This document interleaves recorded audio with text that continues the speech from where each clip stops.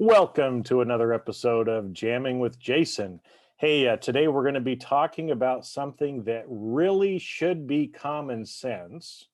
But the reason we're talking about it is it's not common sense, right? People don't actually apply it the way they should. And today I'm going to be talking with Robert Berry, and we're going to be talking about how to ask better questions, get better answers, and consequently help you perform better audits. So, with that, let's roll that episode. Hi, I'm Jason Mefford, and you're in the right place to start transforming your career and life with this podcast. I've been in the trenches as an executive leader, and now I'm an executive coach and confidential advisor to executives all over the world. I use a multidisciplinary approach to improve learning that drives transformation by getting to the root cause in a practical, no-nonsense way. I love learning and sharing what makes people tick. You get both education and entertainment, since learning shouldn't be boring, right? But that's enough about me. This podcast is a combination of intuitive leadership, neural influence, and mental mastery to take your career and life to levels you've never thought possible. If you're wanting to improve yourself, develop stronger relationships professionally and personally, make quicker, better decisions, and become a more effective leader, then of course, this podcast is for you because you are going to learn how to manage emotions in yourself and others, avoid burnout, stress, and anxiety, master your mind, get people to listen and take action, and become a lifelong learner. And when you do that, you will have a positive mental attitude, executive leadership presence, and the skills to know exactly what to say and do in any situation. I'm glad you're here. So, let's get started.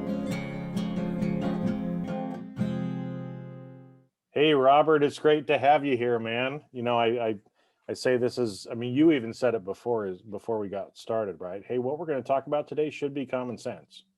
And it should be, right? It should be, but I tell you what, my grandmother used to say if common sense were common, everybody would have it. I know. I love I wanted to sit down and just be with your grandma for a while because you've got some great grandma quotes. And it's it's the same thing. I remember my first day, I think it was undergrad management course in college, right? And that's what the professor said. He said, all semester we're just going to be talking about common sense. So why are we talking about it? Because people don't practice common sense, right? Absolutely. So let's get into it. I know that you wrote a recent book called Ask Better Questions, Get Better Answers, and Perform Better Audits. And so I'm excited to get into that because I'm like you. I think, the quality of our life is really dependent on how good at questions we ask. And a lot of times we don't really get taught how to ask good questions. So, where should we start? Where should we jump in on this and have some fun today together? Okay, so we can start with why in the world do we not ask good questions? There are a lot of barriers. I think the biggest barrier though is fear. I think we fear being judged. We fear people thinking that we're stupid. We fear that people will look at us a certain way. And I think that's one of the biggest barriers that we have to asking questions, especially for those auditors who are fresh out of school, especially for those fresh out of school working for one of the big firms. Because oftentimes what they do is they say, go to the client and show up. Here are your objectives. And now you're just thrown to the wolves. So you have to first remove fear from people. And I tell people all the time, there's more to asking questions than just asking questions. There's a whole lot more to it. And that fear, once it sets in, if you don't have someone to encourage you, then you'll be stuck for a few years in your career, paralyzed with fear. So the question becomes, how do you overcome it? Well, and because I know you were talking about, especially entry level people, Oh yeah. but I see it a lot too in working with chief audit executives Yeah. because it's kind of a different level of fear at that point. It still goes back to that root cause that you brought up, which is, well, if I ask questions, don't I look stupid and like I don't know what I'm talking about? Right. And people fear that. In fact, that's one of the two big psychological fears that people have subconsciously is it kind of goes back to that imposter syndrome, right? Yeah. That if I ask questions, then that assumes I don't know something, and people are going to find out that maybe I'm not as smart as I want them to think I am. Yeah. Right? Well, but it begs the question, what is wrong with not knowing something? Absolutely nothing. Right. What is wrong with not knowing? And this is what I tell people. And you're right, it does extend to chief audit executives, to anyone. Mhm. But here's the deal. If you don't know something, but you're smart enough to recognize that you don't know it, and then you seek out the answer, doesn't that make you smart? Mhm. Well, and doesn't it show people that you're willing to learn as well and you're not an arrogant prick? Yeah, right. Right? On the other side too. I mean, when you think about it the other way, right? Yeah, Is if you're never asking questions because you feel like you always know it, well, doesn't that make you seem like a know-it-all to other people too? And exactly. I think that's just as bad or worse than having people realize that you don't know everything. Yeah, it is, and well, without giving it all away, even in the book, I cover the five critical elements to quality questions. So I think that there are five elements every question should have in order for it to be effective. I'm not going to give the secret away, You got to go get but the book. right, right. But I do think that fear is the biggest barrier. I even cover barriers to asking good questions. And the number one barrier that I see with all of us is that fear of looking stupid, or that fear of not being good enough, or that fear of not knowing.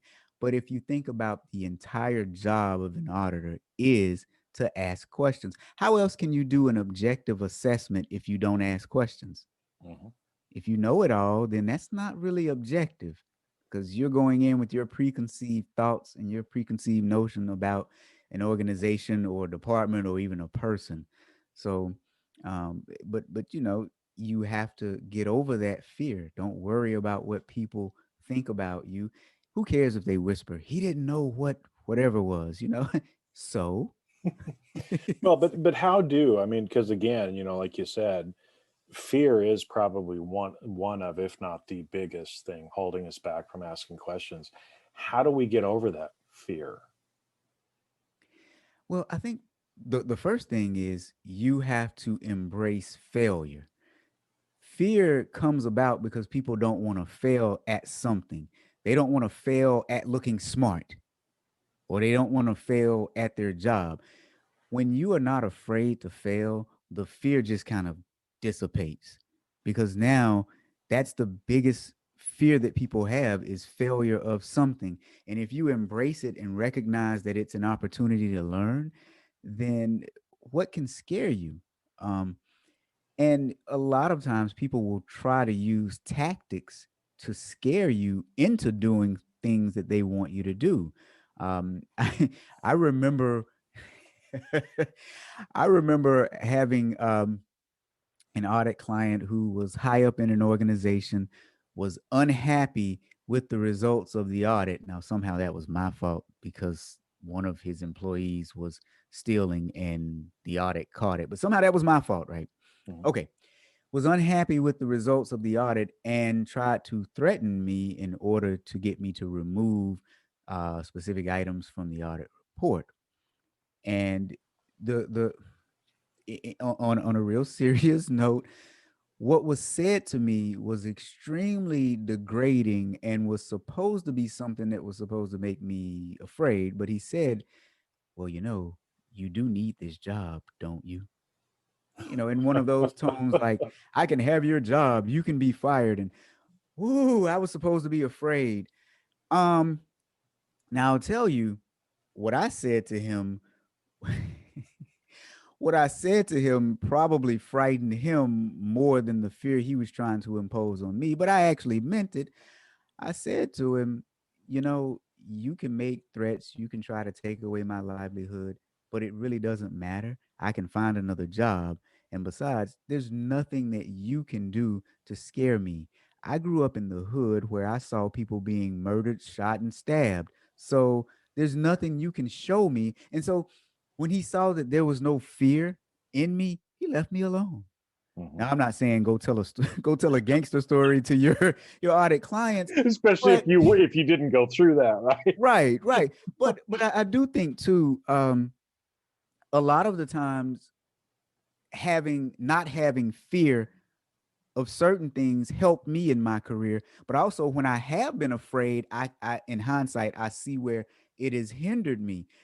Um, I've been at a high level in audit since I was in my mid 20s. I just thought my career progression was normal. I didn't realize most people don't progress like that. But a lot of it was because, when you grow up seeing some of the things that I saw, you don't really have that much fear. You're not afraid to ask questions. You don't care if people think you're stupid. You just don't care because you've seen the worst that life has to offer. So there's nothing anyone can do or say that makes you afraid at this point. Well, it's interesting because I don't know if you've heard this before, but fear is can also be false expectations appearing real, right? Yep. Some people will kind of break it down into an acronym like that because again, I mean, you shared the story about the guy really kind of threatening you. You need this job, don't you? Well, at the end of the day, if you lose your job, you're not dead, right? Right. You're not dead. So you go find another job. What's the worst thing that can actually happen? Maybe you have to go find a new job. Okay, right? It's not the end of the world. And that's where, again, I mean, like you said, I think this is a great quote that, we need to embrace failure and realize or see it as an opportunity to learn, right? One of the things that I've always been taught is there is no failure, there is only feedback. Mm-hmm. And as long as you're willing, okay, I'll muffle up the Winston Churchill quote, but it was, something about that. You never really fail unless you don't get up again, Yeah. right? As long as Exactly. you're still getting up, you haven't failed. Now, you figured out, if you got pushed to the ground, hey, that way doesn't work. Maybe I'm going to do it a different way going forward, but you haven't failed if you're continuing to try, right? Yeah. Well, and I'll take a different approach to it too. The only real failure is not trying at all. And Mhm. to give an example, I remember years ago. So I grew up in the southeastern United States and had not really seen mountains or anything like that. And many years ago, I I worked for Deloitte and had the had the opportunity to travel a lot. And on those travel weekends, you could either go back home or you could go anywhere as long as the price was cheaper than going back home. And I would explore the country. I would go places by myself and just go. One place I always loved was Denver. And I Mhm. remember the first time I saw a mountain, uh, a big mountain covered with snow and people skiing down it really, really fast. you know, That's a foreign concept for the southeastern U.S. right. So I'm standing down at the bottom of just this small mountain, and we were gonna go mountain climbing. I had never been mountain climbing before, and I'm looking up, and I'm thinking, yeah, no, I don't think I really want to do this. But then I thought about it. Even if I just took one step up the mountain, that's still a success because the point of failure is right there where you're standing there trying to make that critical decision. If you walk away, then you've actually failed. But if you cross that line, you've automatically crossed the point of failure. So the only point of failure is not starting at all. As soon as you start, you've crossed the failure point. You've crossed that failure line. And I keep thinking about that. So I did climb that mountain. It was cold. It was interesting, but I did it, and I didn't get very high. But as soon as I made took that first step, failure was gone. It's not failure anymore because I at least tried. Well, and a lot of times I know for me personally, some of the things that I've been the most scared of or the most afraid of, when I've actually done it and I've accomplished it, man, the sense of euphoria and the sense, the feeling of success that you get from going through some of those experiences is indescribable, Hmm. right? I mean, it's like indescribable. But if you never take that first step, you never get to see what that feels like either, right? Yep. So, okay, so we got to get rid of fear. We got to, quit thinking that asking questions means that we're stupid or we don't know what we're talking about. What are some other things that people need to do to kind of start asking better questions? Well, I think one big thing is you have to get to know people. And one example I use is in his book, How to Click. Rick Kirshner, he said that there are three things that we know about people before they even open their mouths. And watch, I'm going to forget one of them That's all right. because we didn't practice this. No, I'm just kidding. Well, we didn't. But the first thing he says is that people like to hear themselves talk, which we all do. And then he said that people are drawn to people who listen to them. And of course, yeah, I forgot the third one. But in essence, he was saying when you get to know people and you take an interest in them, then it makes it easier for you to communicate with those folks. And I love that book. I think I've read it 3 times because the more comfortable people are with you, the more apt they are to answer questions that you ask.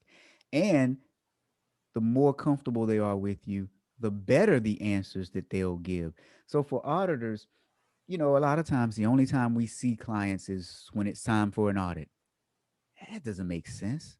Start walking around. Don't be confined to your cubicle or to your Zoom nowadays. Your Zoom chair. Yeah, your Zoom chair. Get to know them. Walk around and meet them. Talk to them. And I say in every company, you always have like some sub industry, right? You have the huge industry that you're in, but you have sub industries.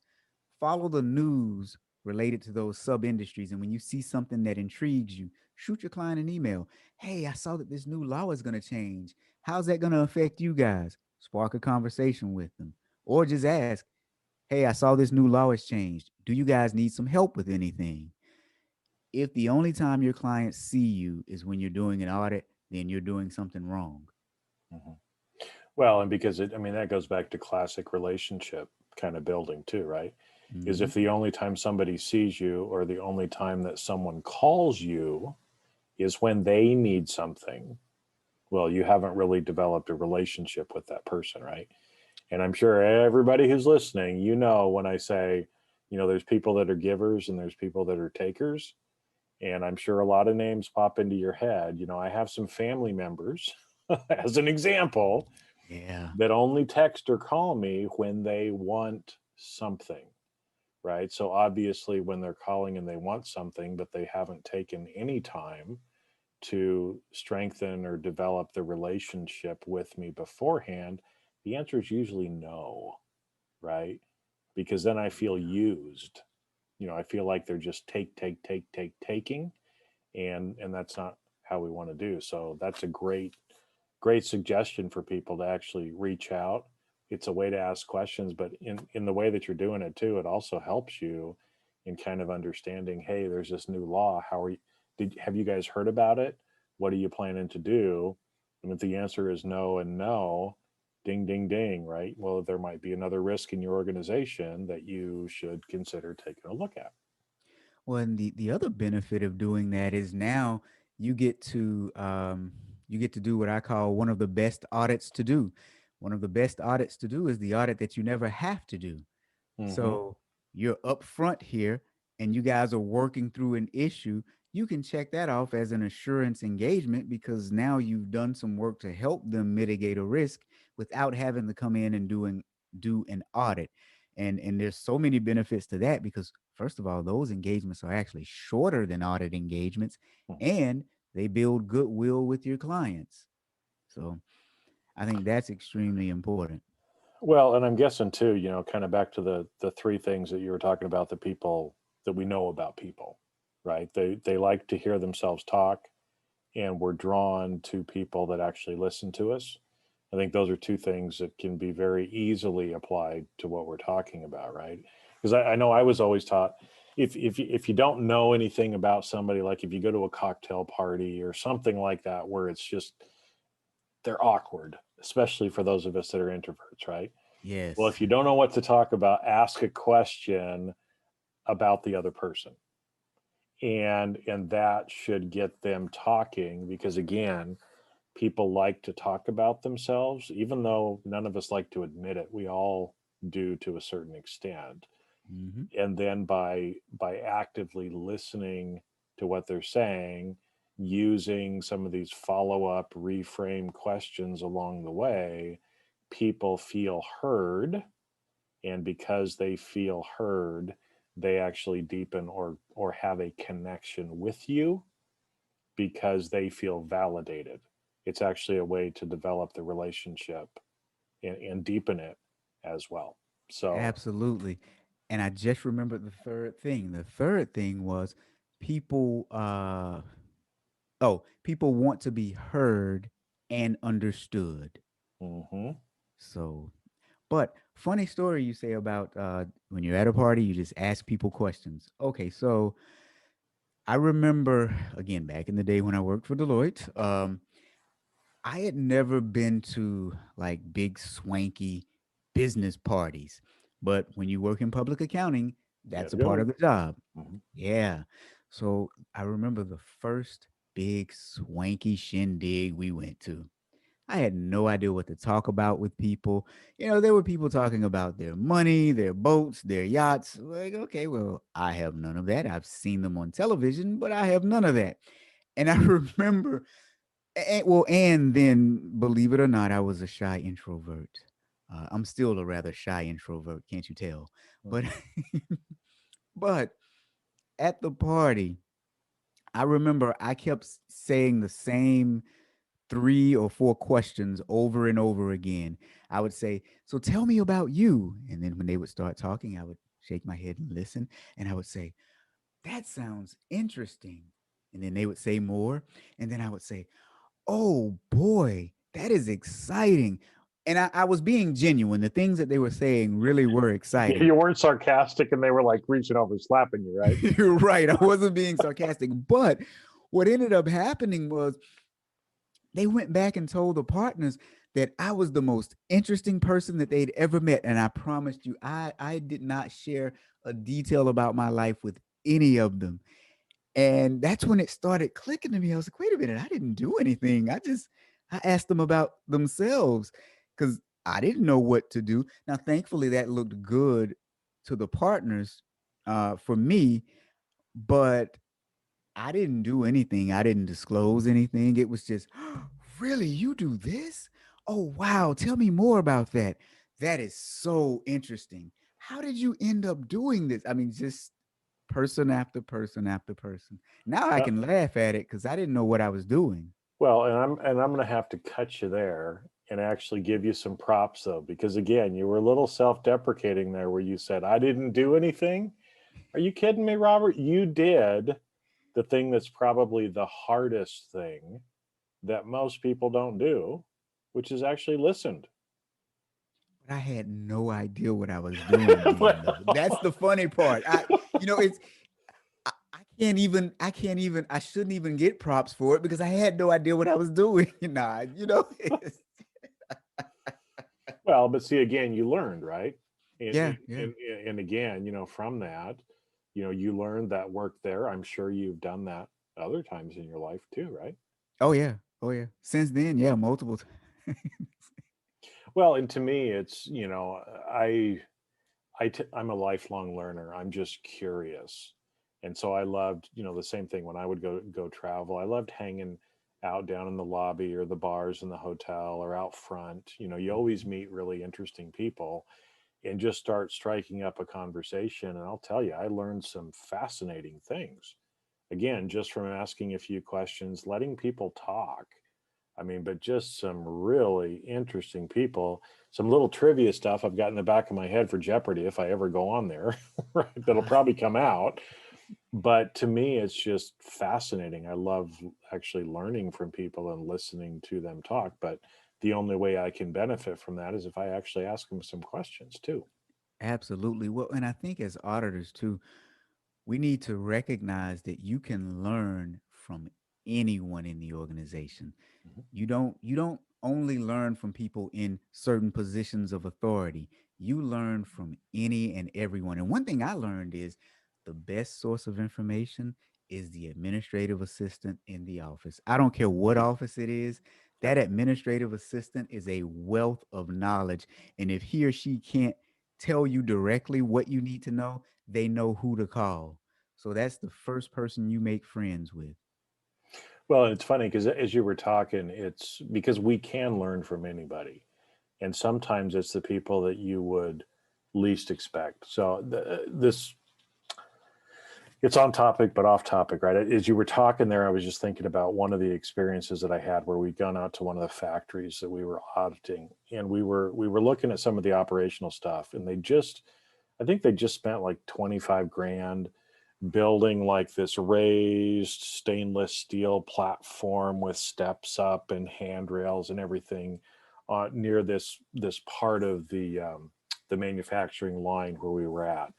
And so I was just sitting there kind of watching the product go through because I'm nerdy that way. I like watching stuff get made and talking to the person who was the line worker on there about, oh yeah, it looks like you just got this new thing. It's nice. What do you think about it? And she says, well, they came and asked me about it, and I told them that we really didn't need it because all I needed was kind of like a little box over here because I just need to step up every so often to be able to check this one thing. But the rest of the time it was fine. I don't know why we spent all this money actually doing this. They didn't actually listen to me.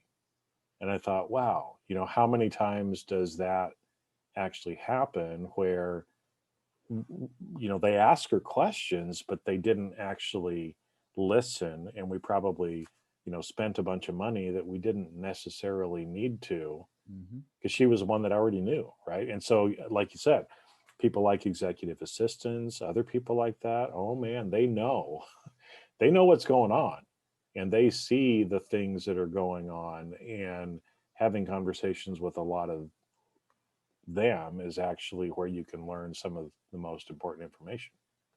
Yeah, and it's unfortunate that stuff like that happens. And I can say that a majority of the time in my career when there have been issues, it truly has been because the people in charge didn't listen to the people actually doing the work, performing the processes.